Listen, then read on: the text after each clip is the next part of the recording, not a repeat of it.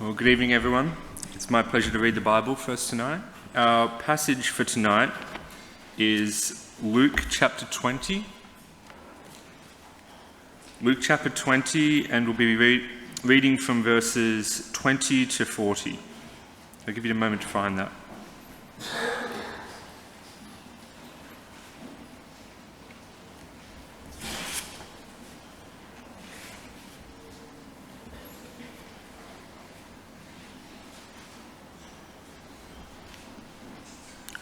So Luke chapter 20. Keeping a close watch on him, they sent spies who pretended to be honest. They hoped to catch Jesus in something he said, so that they may hand him over to the power and authority of the governor. So the spies questioned him, "Teacher, we know that you speak and teach what is right, and that you do not show partiality, but teach the way of God in accordance with the truth. Is it right for us to pay taxes to Caesar or not?" He saw through their duplicity and said to them, "Show me a denarius. Whose portrait and inscription are on it?" "Caesar's," they replied. He said to them, "Then give to Caesar what is Caesar's, and to God what is God's." They were unable to trap him in what he had said there in public. And astonished by his answer, they became silent. Some of the Sadducees, who say there is no resurrection, came to Jesus with a question. "Teacher," they said, "Moses wrote for us that if a man's brother dies and leaves a wife but no children, the man must marry the widow and have children for his brother. Now there were 7 brothers. The first one married a woman and died childless. The second and then the third married her, and in the same way the 7 died, leaving no children. Finally, the woman died too. Now then, at the resurrection, whose wife will she be, since the 7 were married to her?" Jesus replied, "The people of this age marry and are given in marriage, but those who are considered worthy of taking part in that age and in the resurrection from the dead will neither marry nor be given in marriage, and they can no longer die, for they are like the angels. They are God's children, since they are children of the resurrection. But in the account of the bush, even Moses showed that the dead rise, for he calls the Lord the God of Abraham and the God of Isaac and the God of Jacob.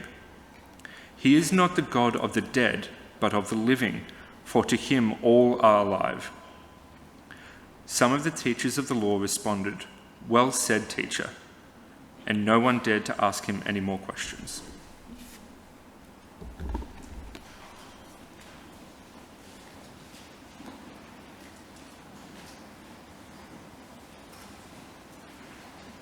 G'day everyone, it's a privilege to be here. If I don't know you, my name's Marty.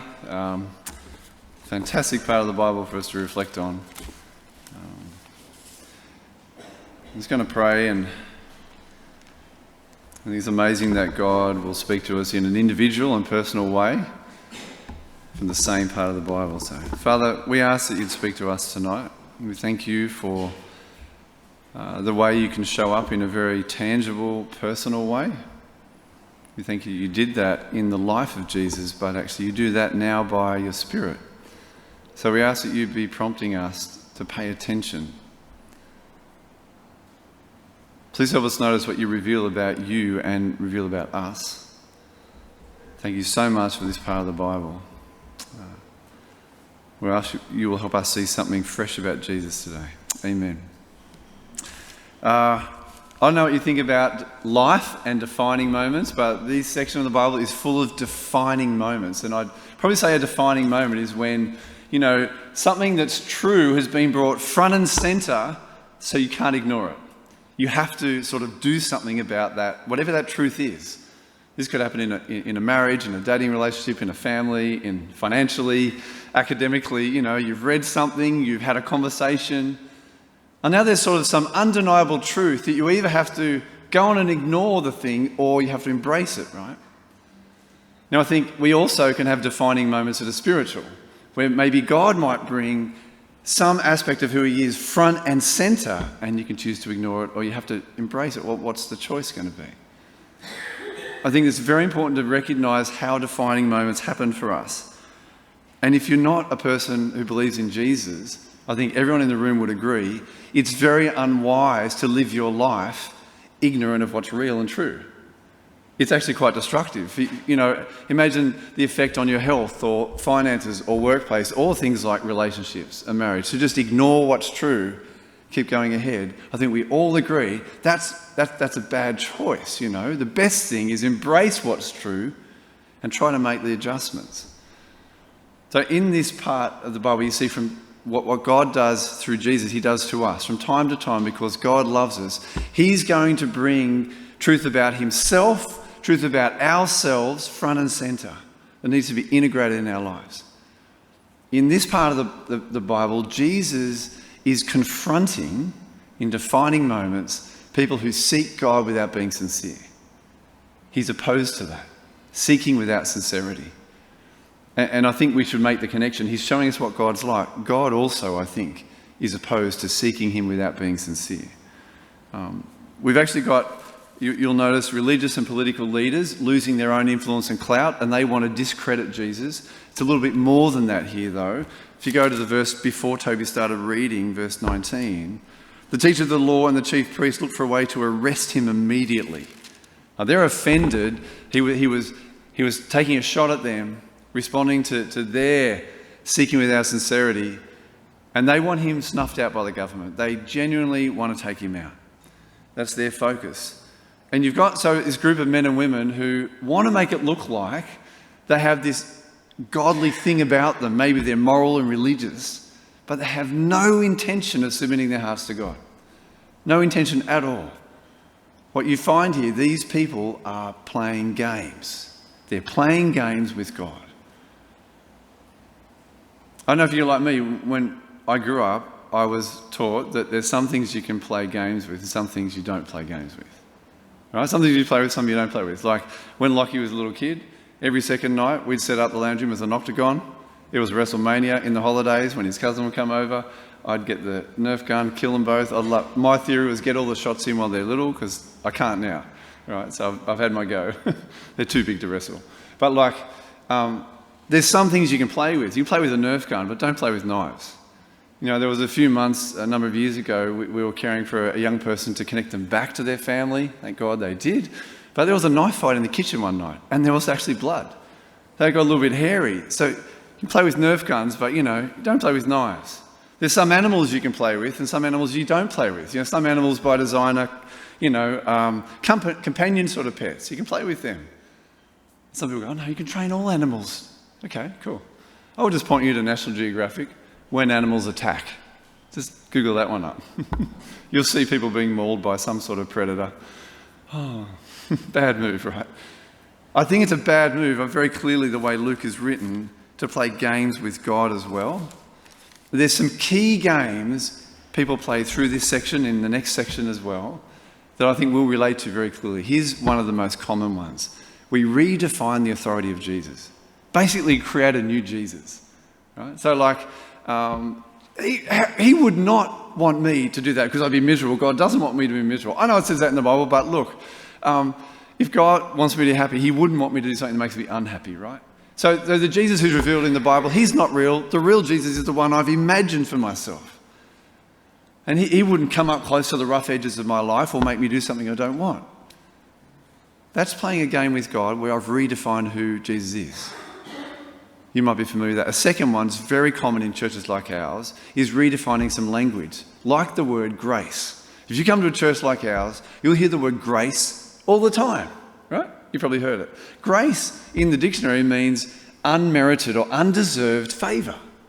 The idea that God will give you stuff you don't deserve. Everything you get. Sun, rain, you get food. He'll also give you forgiveness and love. You don't deserve any of that. That's grace. But some people play a game with God where they redefine that as meaning I can do whatever I want and God's just going to deal with it somehow. And when anyone calls me on the carpet for doing something destructive to myself or others, I pull out the what about grace card.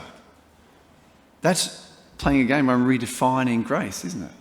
And maybe the third one that we're all familiar with in life is bartering. God says, go one step to the right, and we go, I'm going to run as fast as I can to the left. And I might include Christian things. I might run a few Bible studies, do a mission thing as a way of avoiding what God's really saying to do. So they're common games people play. You see them all through here. And so we're going to just get a sense of these two sections, but recognise the game that's happening up front is, let's change the subject, Jesus. Let's just talk about something else. And so in verse 20, they start with, let's talk about justice and injustice. What's right and wrong, Jesus? Let's do this one. This is where they've gone. Let's have a quick look at the first little moment.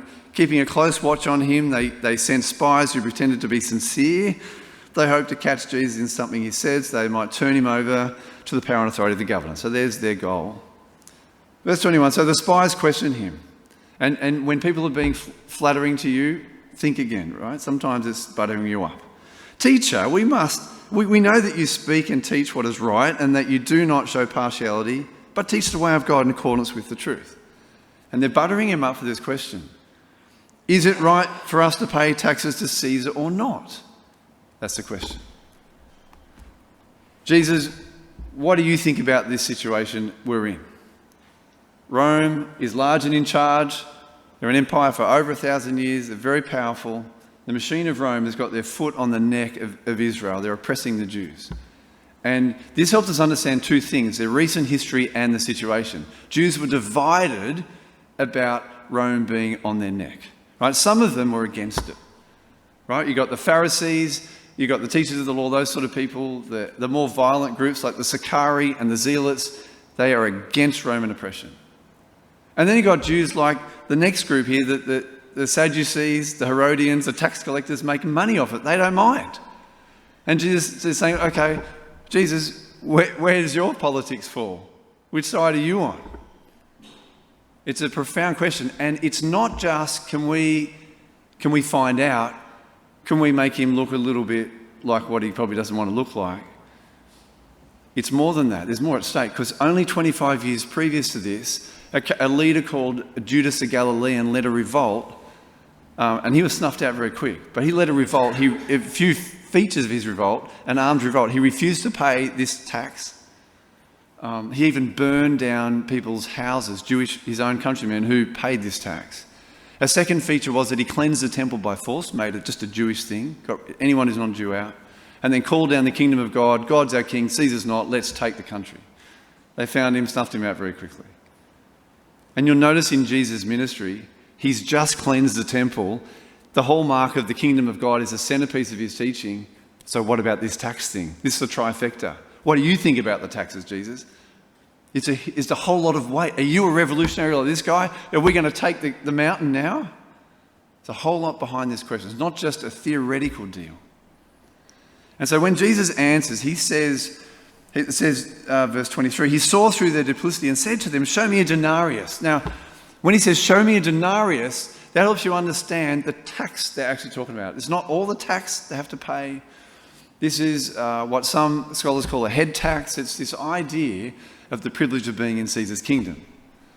It's a small amount of money. It's a peasant's, the lowest paid worker, 1 day's worth of work. So a denarius helps you understand the nature, and this is the specific tax that previous revolutionary said, I'm not paying that one.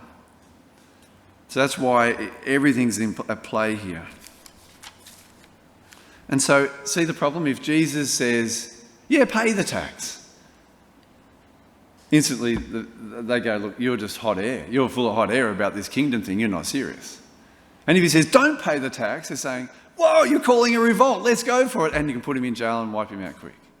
So either way, there's a significant consequence to the way Jesus responds. But he refuses to play their game. And make the connection. God, the great God, refuses to play games with us.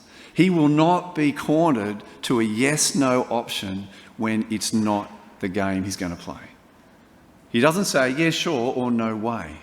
What's so profound about Jesus' response, at the same time, he both resists what's on the coin and accepts what's on the coin. It's above the fray what Jesus says here. Look at his response. He said, show me a denarius, and whose image and inscription are on it? They said, Caesar's, they replied. He said to them, then give back to Caesar what is Caesar's and to God what is God's. Now, I know you've heard this before.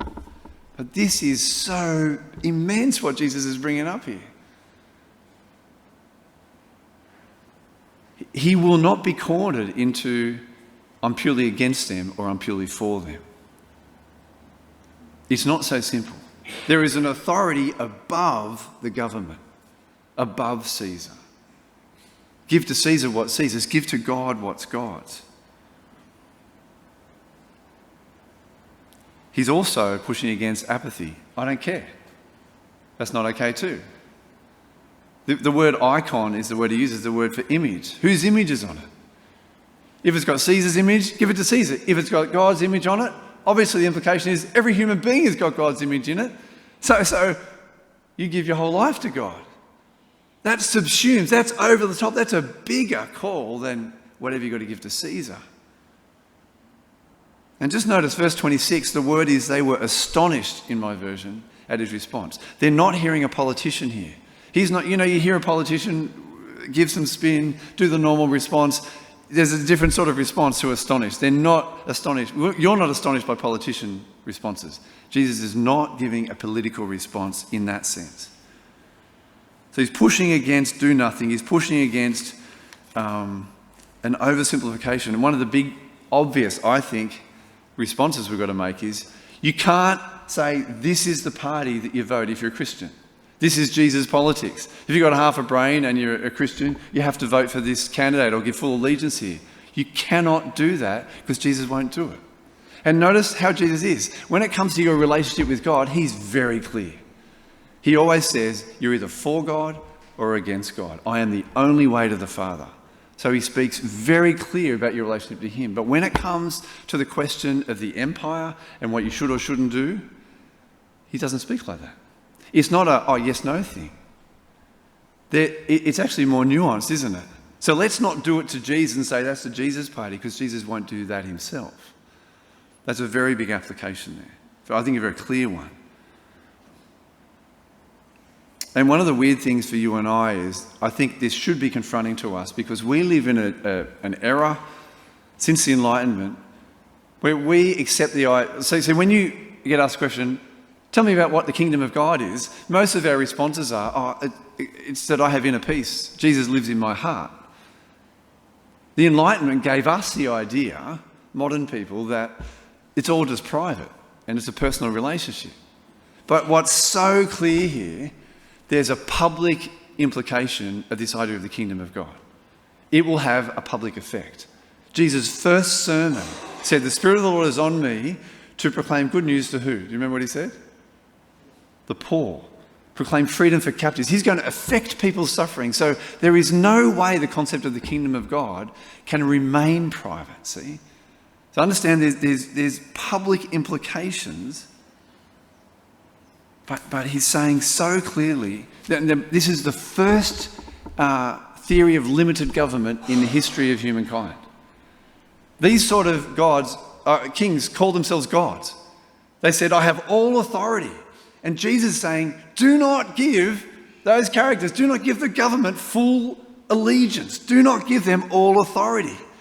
You give to Caesar what's Caesar's, but you give to God what's God's. See what he's saying? You can't fully play along with Caesar's program. And the old word render to Caesar helps you get this, because the word render means give what's deserved. Well, what does a coercive, unjust tyrant deserve? Well, they're going to deserve some resistance.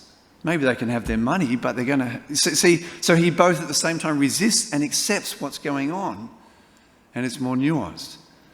So he's pushing against full submission to Caesar sort of thing.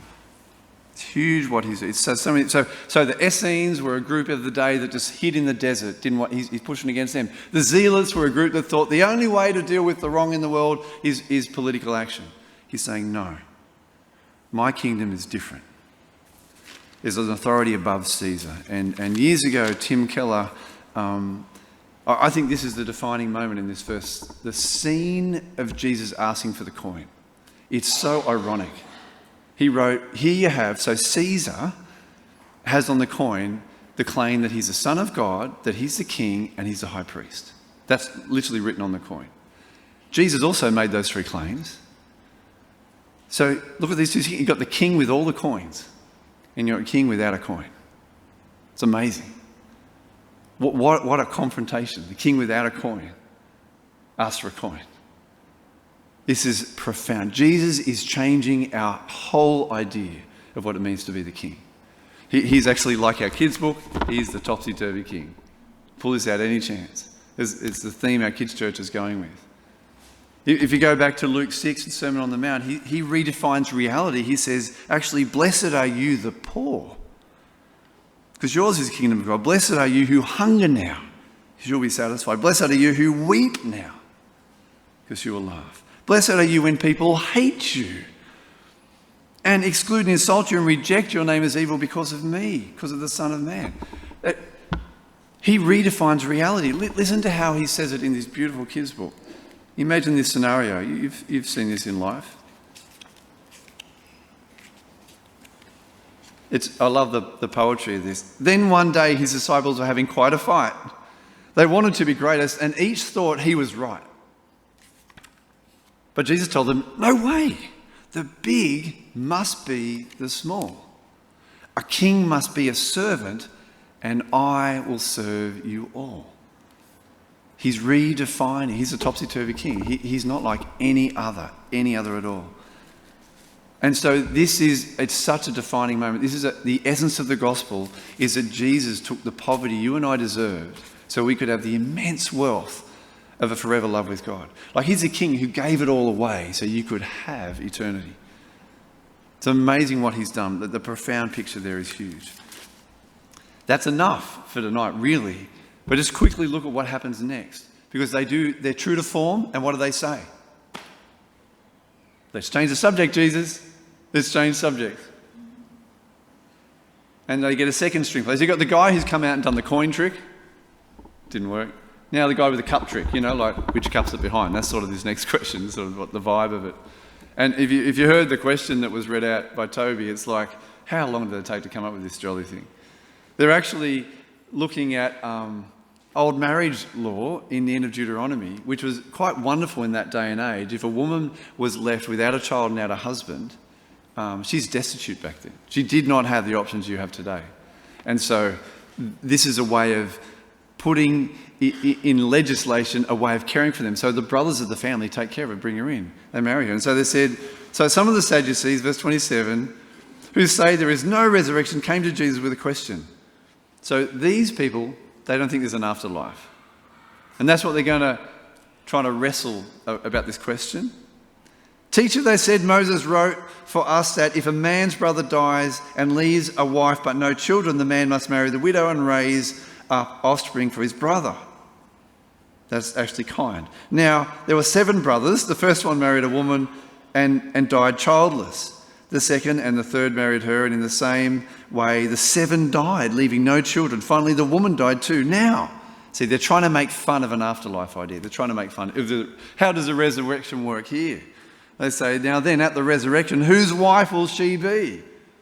Since the 7 were married to her. So what goes on in heaven, right? They're trying to make fun. And so, if Jesus laughs at this joke, the Pharisees are going to scoff him because they think there is an afterlife. And if Jesus gets in some sort of weird argument, the 3rd husband, the 7th husband, or whatever, it's like, it just makes it ridiculous.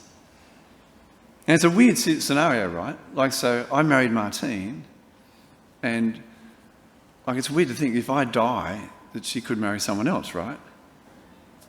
She's got some men repellent, 2 kids. I thought that might work. I don't know. But, there could come a day, and then she marries another guy, and then they all die, and we're in heaven. It's like, hey, hon, how are you? And who's he?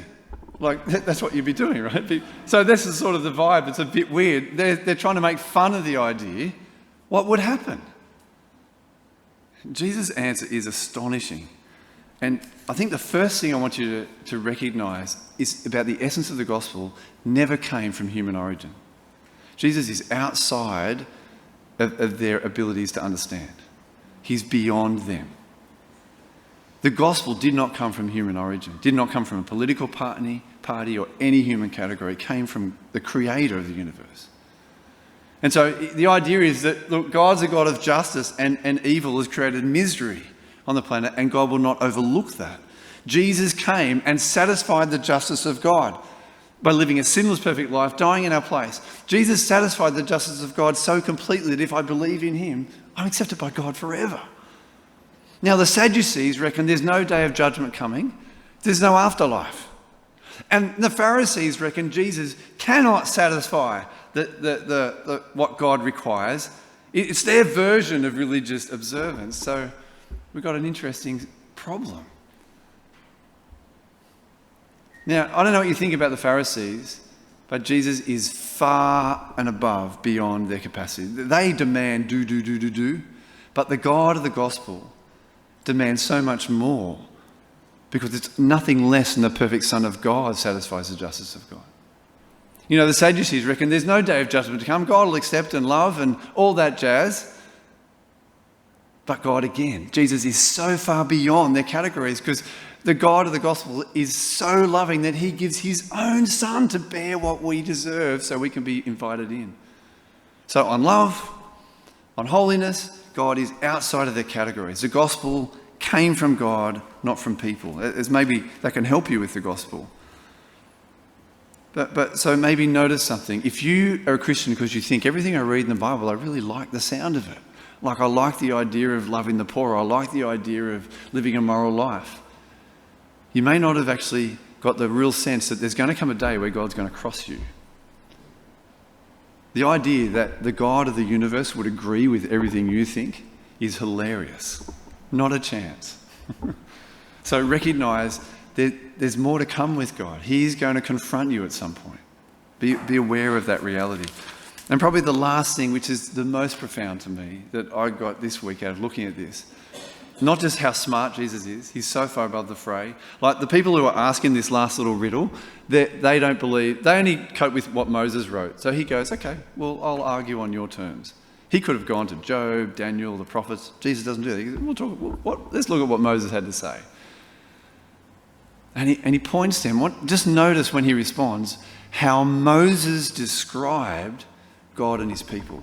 He uses these possessive personal pronouns.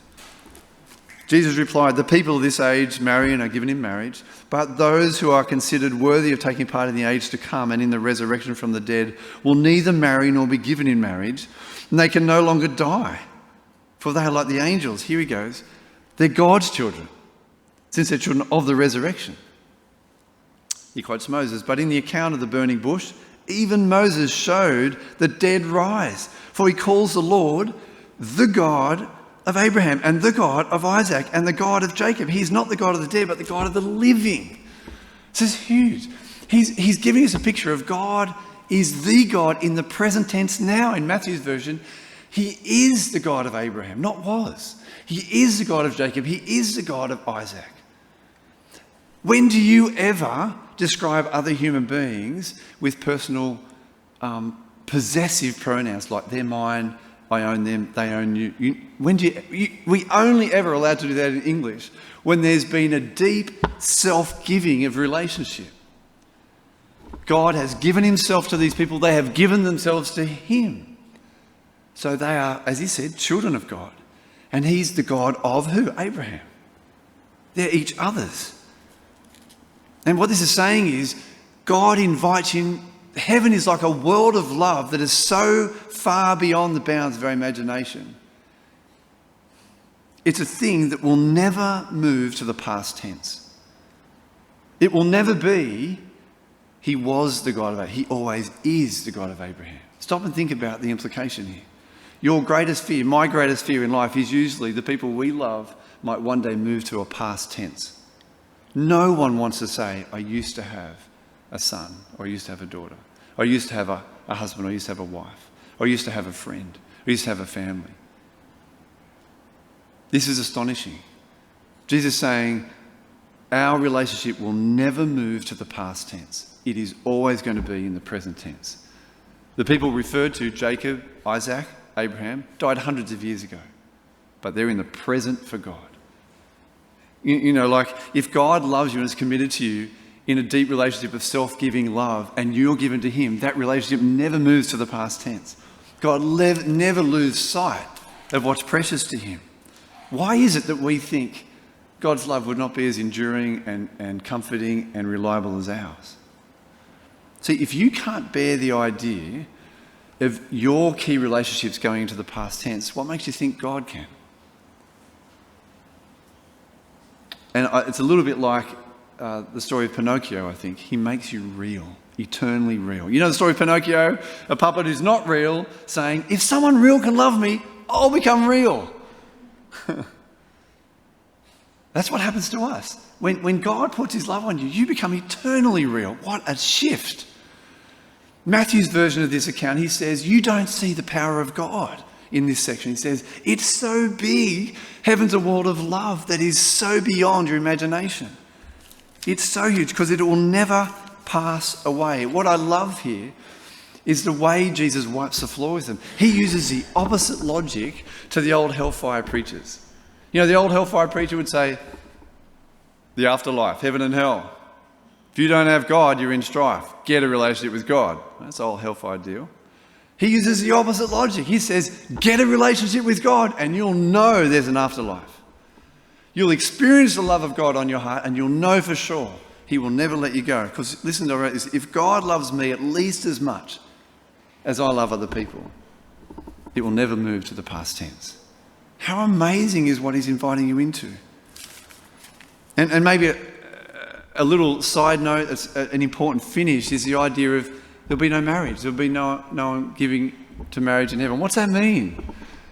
They've got a presumption here that we walk around just as platonic friends. That'd be weird. It'll be simple, I guess.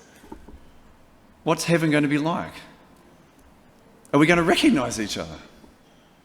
Well, Abraham, Isaac and Jacob are very clearly who they already are, who they always were. They're clearly recognisable. But the idea that there's no marriage is because the love that God's talking about is so vast, so huge, that it subsumes marriage in it. It is greater and more wonderful, more intense than any erotic experience of closure, of love, anything of intimacy on this planet. It is so far beyond that in language, in intensity, in foreverness. You've got to see the power of God breaks all the boundaries. He's inviting you into something that you can't even imagine the bigness. It's all about who you get to be with. Hey, if you're a teenager, how often do you have this conversation with your parents? You say, oh, I'm going out. And what do they say? Like where? And you go, oh, just out. Yeah, that's what we say. and they say, well, how long? What do you say next? I don't know. I don't know. And if you have enough conversation with your parents and they have enough conversation with you, the parents eventually, like me, start to work out that you don't care. The destination and the time are irrelevant because you get to be with your mates. You get to be with who you want to be with. Would that be right? I get a nod? Yes. So you don't care about where, you don't care about how long, because it's all about who you get to be with. Can you translate that into you and God? How amazing. You get to be with the greatest lover ever. Ever, ever. That's the language here of this second little challenge and riddle. Heaven's a world of love. And that's something that I think, this might have been, I think, in a Tim Keller book years ago, but he was quoting someone else. He says, the first moment in the arms of Jesus is going to be like 1,000 years of misery on earth, looking like one night in a bad hotel. The reality of what God's inviting us is beyond our imagination. And I hope as we look at the games people play next week and what God's inviting us into, maybe we could connect these two sections. That what God's inviting us into is going to affect what we do today, what you do in the present. The love you've got and are going to have might be the fuel for everything. That's such a powerful, powerful part of the Bible. Let's pray, then we're going to sing and reflect. Father God, thank you for this part of the Bible and thank you for the privilege of gathering. We thank you for the way that you speak to us in so many ways, that tonight after we finish singing and praying, that you're still at work among us. As we show friendship to each other, as we have supper together, as we go home or do what we have next for tomorrow, that you're still at work. Ask God that you'll help us respond to the defining moments that we've seen in this passage. There might be defining moments for us, but the truth that's been brought front and centre, maybe the truth that heaven is a world of unending love, that might affect us today. Actually, the relationship you invite us into will never move into the past tense.